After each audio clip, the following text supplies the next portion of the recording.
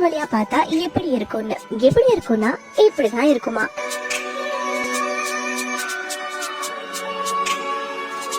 எவ்வளவு அழகா இருக்குல்ல. நம்முடைய கண்ணீரை கூட ஆண்டவர் யூனிக்கா அதுக்குள்ள அவ்வளவு ஆர்ட் ஒழிச்சு வச்சிருக்காரு. இதை பார்த்த உடனே எனக்கு ஒரு வருஷம் தான் ஞாபகம் வந்துச்சு. சங்கீதக்காரனாகிய தாவீது சங்கீதம் 56:8 சொல்கிறார், என் அலைச்சல்களை தேவரீர் எண்ணி இருக்கிறீர், என் கண்ணீரை உம்முடைய துருத்தியில் வையும், அவைகள் உம்முடைய கணக்கில் அல்லவோ இருக்கிறது.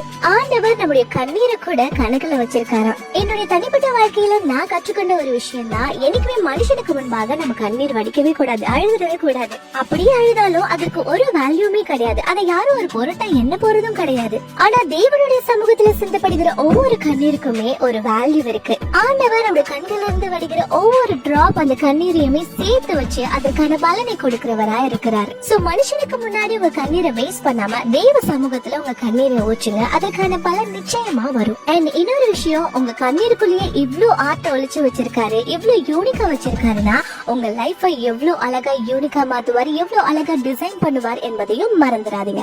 அவரை நம்புங்க, அவரை மட்டுமே நம்புங்க.